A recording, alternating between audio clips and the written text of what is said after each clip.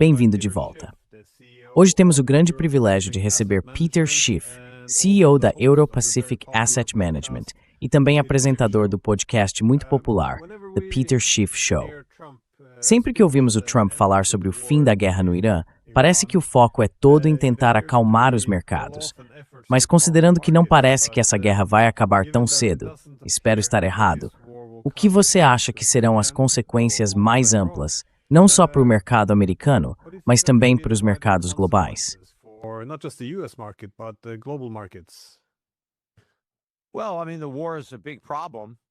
Olha, a guerra é um grande problema. Ela causa uma enorme desorganização nas cadeias de suprimento, especialmente de energia e de produtos agrícolas, além, claro, de toda a destruição que a própria guerra provoca, prédios, vidas humanas. Então é obviamente um problema sério. Eu acho que os mercados estão otimistas demais sobre o quão rápido essa guerra vai ser resolvida e sobre a velocidade com que os preços do petróleo podem despencar quando isso acontecer. Sinceramente, não acredito que a guerra vá acabar tão cedo quanto as pessoas imaginam. E mesmo que acabe, talvez não esteja realmente encerrada, porque pode recomeçar a qualquer momento. Sempre vai existir o risco de que, mesmo com um acordo de paz, esse acordo seja rompido de alguma forma e o conflito volte. Por isso, eu não acho que os preços do petróleo vão cair de volta ao nível em que estavam antes. Provavelmente nem perto disso.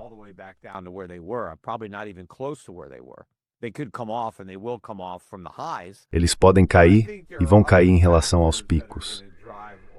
Mas eu acho que existem outros fatores que vão empurrar o preço do petróleo para cima e que não tem nada a ver com a guerra, especialmente o enfraquecimento do dólar americano.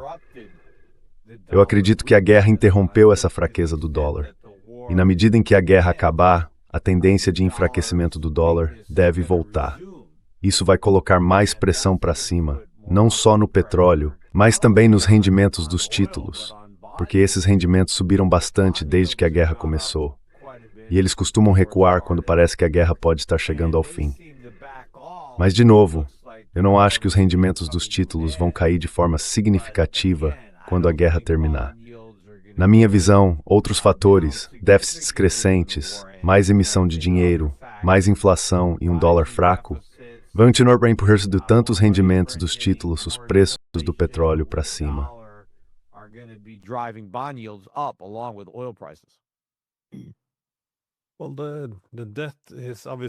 Bom, a dívida é obviamente um problema central.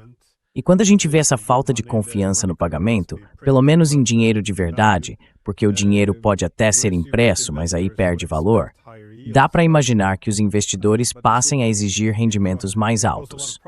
Só que isso traria muitos problemas para os Estados Unidos, porque pagar juros maiores sobre uma dívida tão enorme se torna algo bem complicado. Então, você acha que os países estão começando a se afastar dos títulos do Tesouro Americano? Porque eu tenho ouvido histórias, ou melhor, lido reportagens sobre os Emirados Árabes Unidos, por exemplo, e os Estados Unidos discutindo linhas de swap cambial. Você vê isso como um sinal de desconfiança em relação ao dólar? Ou é mais um medo de que eles precisem se desfazer de parte dos ativos americanos que têm? Como é que você avalia essa situação?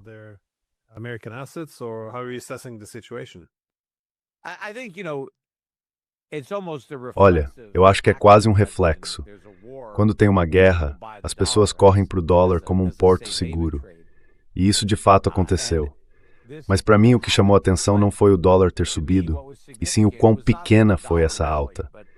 A gente não viu aquela disparada que teria acontecido 10 ou 20 anos atrás se algo assim tivesse ocorrido. E o dólar já perdeu todos os ganhos que teve por causa da guerra. Então, na prática, ele não foi a lugar nenhum, só parou de cair. Mas eu acho que o que vai continuar pesando sobre o dólar são os déficits crescentes, que ficaram ainda maiores por causa da guerra. Mesmo que ela acabe, a gente vai continuar gastando mais dinheiro para repor todos os mísseis e bombas que foram usados.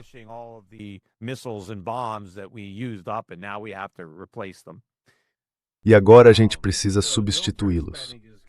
Então os gastos militares vão aumentar, mas outros tipos de gasto já estão subindo e os juros da dívida estão praticamente no piloto automático, com as taxas mais altas. A nossa situação fiscal está se deteriorando e não há nenhum sinal de que vamos fazer algo a respeito. Havia uma certa esperança de que Donald Trump fosse agir, que o Partido Republicano tomasse alguma iniciativa para controlar os gastos com déficit. Mas essas esperanças foram por água abaixo. O Partido Republicano acabou. Na verdade, o déficit sob Trump foi pior do que sob Biden. Os mercados perceberam isso e não querem ficar com prejuízo. Então estão saindo enquanto ainda dá. Estão tirando o dinheiro do dólar, dos títulos do tesouro e comprando ouro. E eu acho que isso vai continuar.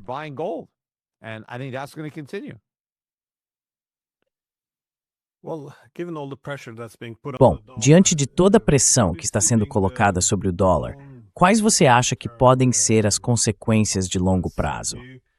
Você acha que o dólar pode chegar a um ponto de ruptura em que o resto do sistema internacional começaria a rejeitá-lo? Enfim, acho que a minha pergunta é: você espera uma queda lenta ou um colapso rápido?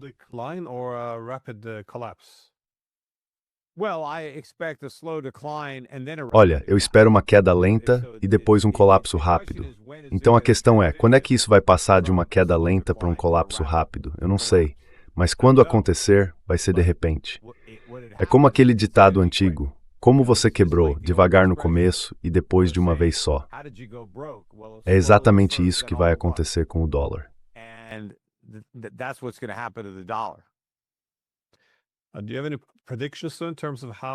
Você tem alguma previsão de como o governo pode reagir não só a uma queda econômica, mas a uma crise do dólar? Por exemplo, eu vi que o Trump está considerando assumir ativos importantes, resgatar empresas. Acho que ele chegou a pensar em comprar uma companhia aérea em nome do governo dos Estados Unidos. Você acha que isso pode ser uma solução, que o governo vai intervir para tentar salvar o mercado? Ou você acha que isso só vai piorar a situação?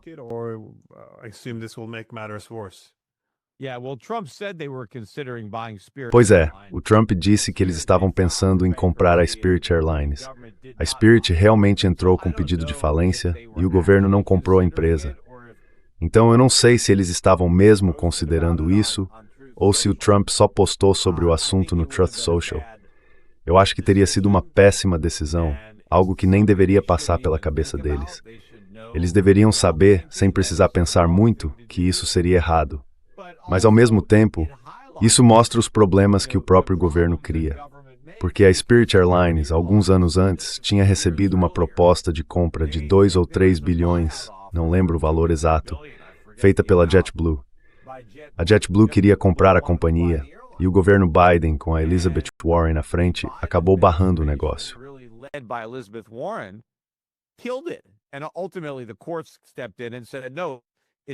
No fim das contas, os tribunais intervieram e disseram não, isso é ruim para a concorrência. Mas, na verdade, se essas duas companhias aéreas tivessem se unido, teria sido bom para a concorrência, porque a JetBlue se tornaria uma competidora mais forte contra as outras que dominam o mercado. United, American, as grandes, Southwest, Delta, elas poderiam usar um pouco mais de concorrência. Uma JetBlue junto com a Spirit seria uma competidora melhor. Mas o tribunal disse: não, precisamos de todas essas companhias, não podemos deixar duas se fundirem. E agora uma delas simplesmente desapareceu.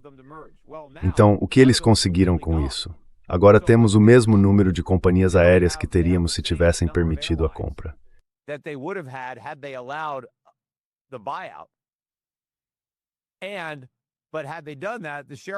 Se eles tivessem feito isso, os acionistas teriam recebido uma boa quantia de dinheiro, em vez de perder tudo.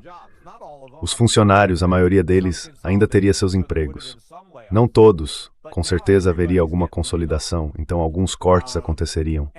Mas agora todo mundo está sendo demitido. E a JetBlue acabou ficando uma companhia menor do que seria se tivesse comprado a Spirit. Então, o cenário de concorrência diminuiu bastante porque o governo bloqueou esse acordo. O governo sempre dá um jeito de atrapalhar as coisas. As leis antitrust causaram muito prejuízo para o país, tentando impedir aquisições e fusões que, na verdade, teriam sido boas para todo mundo. O governo impede que elas aconteçam, dizendo que, de alguma forma, isso vai prejudicar a concorrência.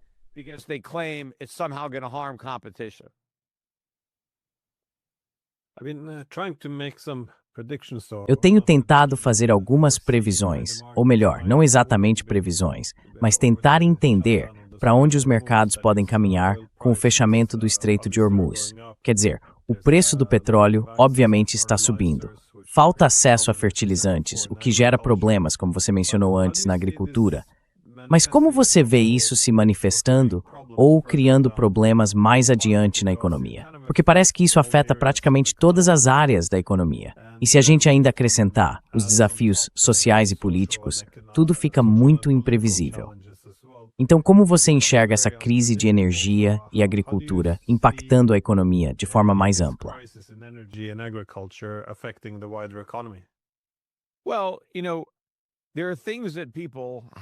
Olha, tem coisas que as pessoas precisam comprar e tem coisas que elas querem comprar. E na maior parte das vezes, comida e energia são coisas de que a gente precisa. Agora dá para cortar um pouco, sim. Dá para escolher uma comida mais barata, comer hambúrguer em vez de bife, certo? Então dá para economizar. Dá para dirigir menos, evitar uma viagem ou outra que não seja realmente necessária. Não precisa deixar o aquecedor tão alto, nem o ar-condicionado tão frio, né? Então, dá para fazer alguns ajustes. Mas você não pode parar de consumir comida. E também não pode parar de consumir energia.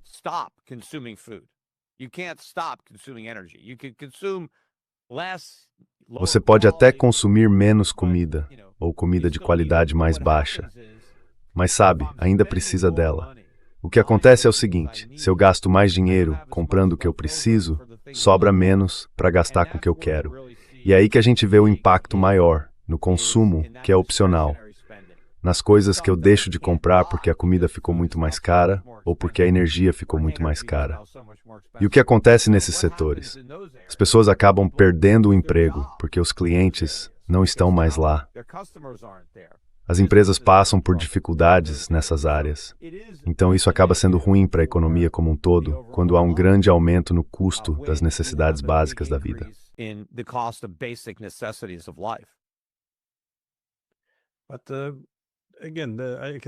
Mas, de novo, eu entendo porque os preços altos da energia acabam causando uma crise enorme em toda a economia. Mas será que existe algum benefício para os Estados Unidos, já que o país é um exportador de energia?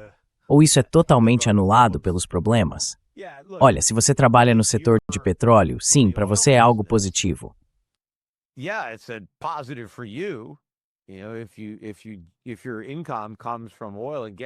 Se a sua renda vem do petróleo e do gás, mas a economia como um todo não se beneficia disso, então sim, algumas pessoas dentro da economia vão ganhar e outras vão perder, certo? Mas no geral, não é algo positivo no saldo final. Agora, se a gente fosse mais dependente do petróleo importado, aí sim o impacto seria ainda mais negativo. O fato de que ao longo dos anos a nossa produção de petróleo aumentou ajuda um pouco, porque mais americanos acabam se beneficiando desses preços mais altos. E sabe, o efeito sobre o nosso déficit comercial não é tão grande se a gente não estiver importando todo esse petróleo caro. Na verdade, se estivermos exportando petróleo caro, isso deve ajudar a reduzir o nosso déficit comercial total.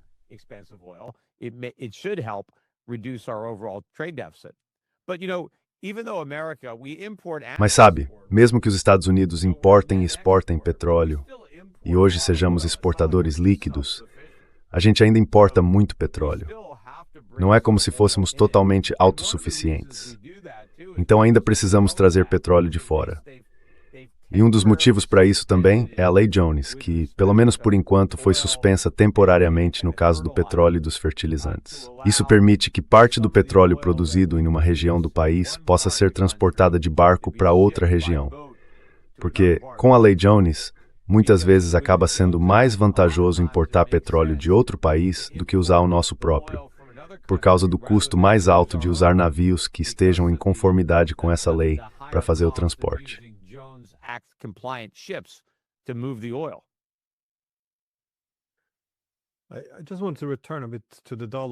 Eu só queria voltar um pouco ao assunto do dólar, porque fiquei curioso para saber o que dá para fazer agora para, digamos, reverter essa queda. Eu sei que você e o Trump tiveram algumas discussões no X ou no Twitter sobre, enfim, se ele pegasse o telefone e ligasse para você pedindo conselhos sobre como restaurar a disciplina fiscal ou, preservar o dólar na forma atual, como moeda de reserva internacional. O que você acha que poderia ser feito agora? Basicamente, that's o permanente insane. Well, I mean, the opposite of what he is doing. The worst thing that he did for the dollar was... A pior coisa que ele fez pelo dólar foi aquele projeto de lei enorme e maravilhoso. Aquela era a chance de colocar as contas do país em ordem. E o que ele fez? Pegou nossas finanças e deixou tudo ainda mais bagunçado do que já estava quando ele chegou lá. Então a gente precisa de cortes grandes nos gastos do governo.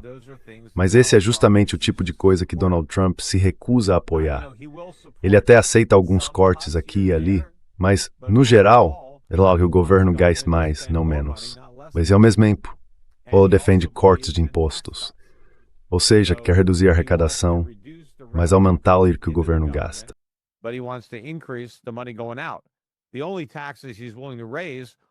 Os únicos impostos que ele está disposto a aumentar são as tarifas. E isso porque ele afirma que a gente não paga por elas, que quem paga são os estrangeiros, o que não é verdade. Quem paga são os americanos. Mas ao que parece, as tarifas são os únicos impostos que ele aceita impor. O problema é que isso não é suficiente para lidar com todo o gasto extra. E também não cobre o custo da dívida. Então, os estrangeiros vão acabar vendendo dólares e vendendo títulos do Tesouro, o que pressiona o câmbio para baixo e os juros para cima.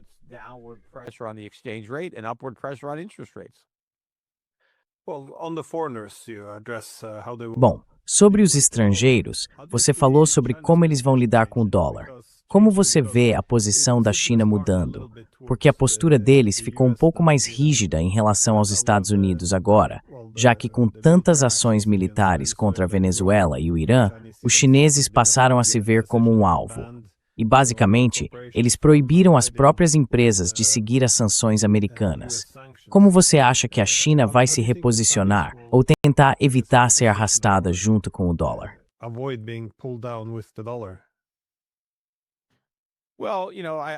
Olha, eu acho que a China está se afastando do dólar. Quer dizer, eles ainda têm muitos dólares, mas bem menos do que tinham há 10 anos. E a porcentagem que o dólar representa nas reservas totais da China é muito, muito menor do que era antes. E com certeza, a fatia da dívida americana que está nas mãos dos chineses também é bem menor do que já foi. Então a China está se afastando do dólar e eu acho que eles vão acelerar esse movimento. E para onde a China está indo é para o ouro. As reservas de ouro da China estão crescendo de forma impressionante e eu tenho certeza de que são bem maiores do que eles admitem oficialmente. Eles vêm reduzindo a exposição ao dólar e, ao mesmo tempo, aumentando a exposição ao ouro. Ou seja, estão trocando dólares por ouro. Agora, eu acho que eles também têm outras moedas, talvez euros e outras divisas, mas o principal interesse deles é o ouro, como a melhor forma de sair do dólar. A motivação, no fim das contas, é se livrar do dólar.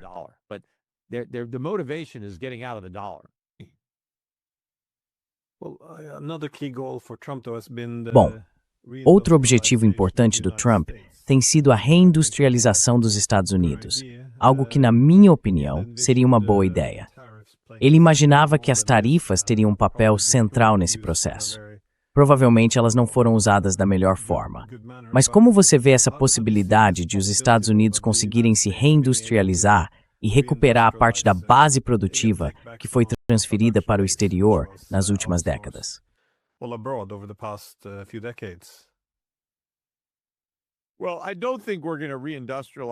Olha, eu não acho que a gente vai conseguir reindustrializar o país com base em tarifas. Então, sinceramente, não acredito que isso vá funcionar. Na verdade, em muitos casos, as tarifas acabam sendo contraproducentes, porque tornam os fabricantes americanos que ainda temos menos competitivos. Isso acontece porque muitos deles dependem de componentes importados, e agora esses componentes ficam mais caros por causa das tarifas. E, na medida em que as tarifas protegem algumas indústrias da concorrência, elas acabam permitindo que essas indústrias sejam menos eficientes. E aí, no fim das contas, perdem participação no mercado global. Talvez até ganhem um pouco de espaço no mercado interno, mas acabam perdendo lá fora. Ou seja, o protecionismo nunca funciona de verdade. Como estratégia, o que a gente precisa mesmo é ir à raiz do problema. Por que foi que nós nos desindustrializamos?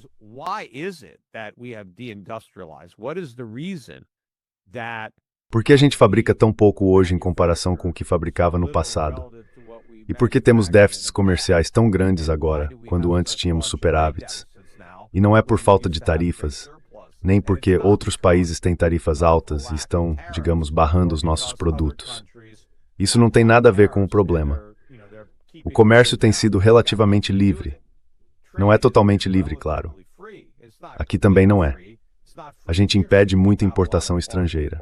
Temos cotas, temos tarifas.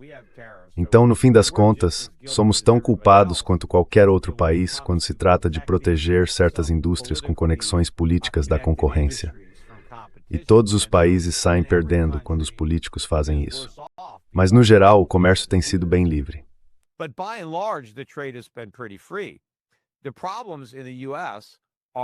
Os problemas nos Estados Unidos vêm das taxas de juros artificialmente baixas. Por causa disso, a gente não poupa o suficiente. Também não investe o bastante em equipamentos e infraestrutura. E temos conseguido depender de um dólar supervalorizado para importar o que não produzimos. O mundo tem aceitado trocar os bens que produz pelos dólares que a gente imprime, porque o dólar é a moeda de reserva internacional. Então, de certa forma, somos vítimas do nosso próprio sucesso em fazer o mundo aceitar o dólar. Ao aceitar o dólar, eles nos livraram do peso de ter que produzir as coisas. A gente pôde viver do que eles produzem. Mas isso criou uma situação de dependência que, quando acabar, vai nos colocar em sérios apuros. E a menos que a gente enfrente as causas de verdade, precisamos de juros mais altos, precisamos de mais poupança.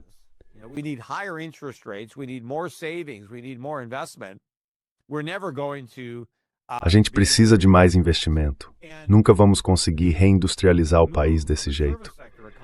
E a mudança de uma economia baseada em serviços para uma economia produtora é muito difícil para quem hoje depende do modelo atual para viver. Então, para fazer essa transição para algo mais saudável e sustentável, vai haver um período de dor, de adaptação. Só que o instinto natural dos políticos é evitar qualquer tipo de dor, porque isso acaba recaindo sobre quem está no poder nas próximas eleições. Por isso, eles nunca querem enfrentar um custo de curto prazo que possa afetar o voto. Eles preferem que o eleitor se sinta bem agora, mesmo que as políticas que causam essa sensação momentânea acabem piorando as coisas no futuro. Políticos não se preocupam com o longo prazo. O horizonte deles é a próxima eleição. É até onde eles conseguem enxergar.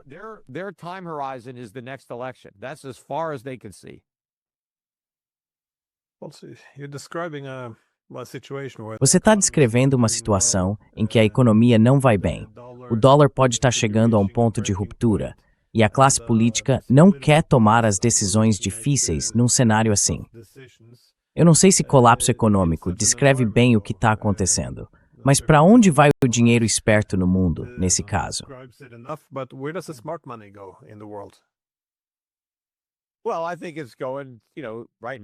Olha, eu acho que agora o dinheiro está indo para os metais preciosos, para as commodities, para o ouro. Também acho que está indo para os mercados estrangeiros, para os mercados emergentes. Eu me considero dinheiro esperto, é aí que eu estou investindo.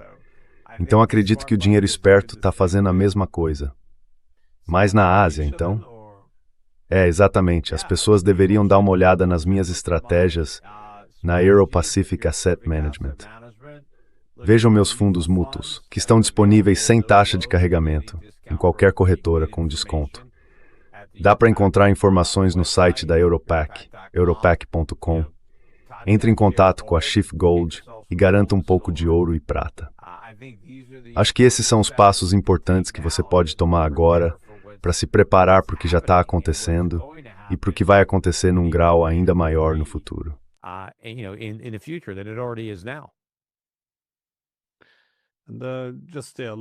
Só mais uma pergunta sobre a Europa. Você vê algum bom investimento por lá? Ou acha que eles estão em uma situação pior do que os Estados Unidos?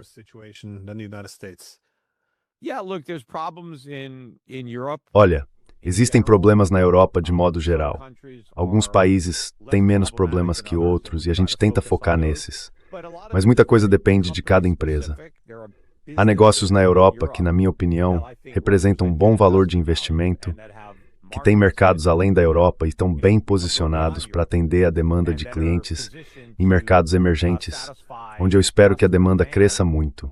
Eu acho que quando o dólar cair, essas outras moedas vão se valorizar e o poder de compra dos Estados Unidos vai ser transferido para o exterior. Isso vai abrir novos mercados e novos consumidores, e as empresas que estiverem preparadas para aproveitar essa oportunidade vão se sair muito bem. E é nessas empresas que eu quero investir. O mundo vai mudar. Para algumas pessoas vai mudar para melhor.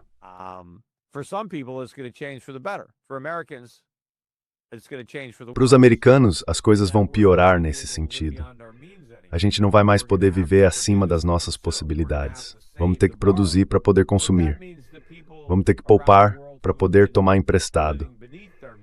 Mas isso também quer dizer que as pessoas ao redor do mundo, que vinham vivendo abaixo das próprias possibilidades para tornar possível que a gente vivesse acima das nossas, agora vão sair ganhando.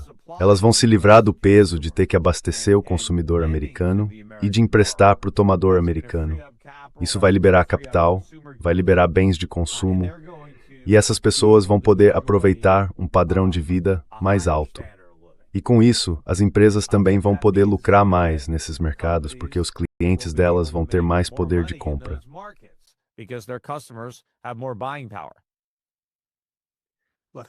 Olha, acho que já li a maioria dos seus livros, mas mesmo assim, onde as pessoas podem te encontrar, sabe? Faz um tempo que eu não escrevo um livro. Ainda dá para encontrar meus livros na Amazon ou no eBay, sabe? Os livros do Schiff, mas não tem muitos por lá, não. E agora você praticamente só encontra usados. Acho que não tem mais nenhum novo. Faz tempo que eu não escrevo um. As editoras vivem me cobrando, mas eu não fiz nada ainda. Hoje a melhor forma de me acompanhar é pelo meu podcast, ouvindo com frequência em shiftradio.com ou no meu canal do YouTube. Então, tenta ouvir meus podcasts semanais e me seguir nas redes sociais. Principalmente não só no YouTube, onde tem o podcast, mas também no X. Eu estou sempre publicando minhas opiniões sobre o que está acontecendo no dia, lá na minha conta do X.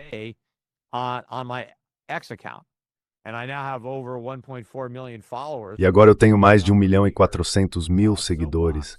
Então estou construindo um megafone ainda maior, sabe? Para poder gritar minhas ideias. Então entra lá e chama seus amigos também. Quanto mais gente me seguindo e compartilhando o que eu digo, mais longe eu consigo espalhar minha mensagem, que é a verdade.